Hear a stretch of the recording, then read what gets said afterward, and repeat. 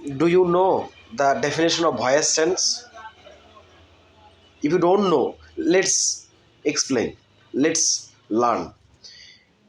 আমরা প্রত্যেকে জানি যে ভয়েস বা বাচ্য হলো ব্যাকরণগত এমন একটি রূপ, ভয়েস বা বাচ্য হলো ব্যাকরণের এমন একটা রূপ যেখানে কর্তা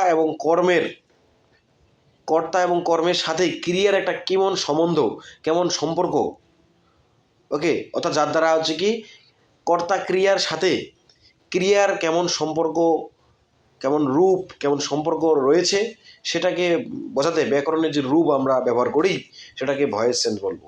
ওকে, ভয়েস সেন্স তিন প্রকার, একটা অ্যাক্টিভ ভয়েস, একটা প্যাসিভ ভয়েস, একটা কোয়াসি প্যাসিভ বা ইমপার্সোনাল ভয়েস যেটাকে বলি।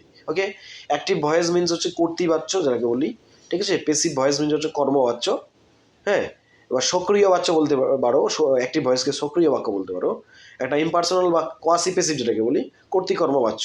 ওকে, অ্যাক্টিভ ভয়েস হচ্ছে কি কর্তা হচ্ছে কি কাজটার দ্বারা মানে ক্রিয়াটা সম্পূর্ণ করবে কর্তার দ্বারা, আর হচ্ছে প্যাসিভ ভয়েসে কর্ম দ্বারা হচ্ছে কি কাজটা সম্পূর্ণ হবে।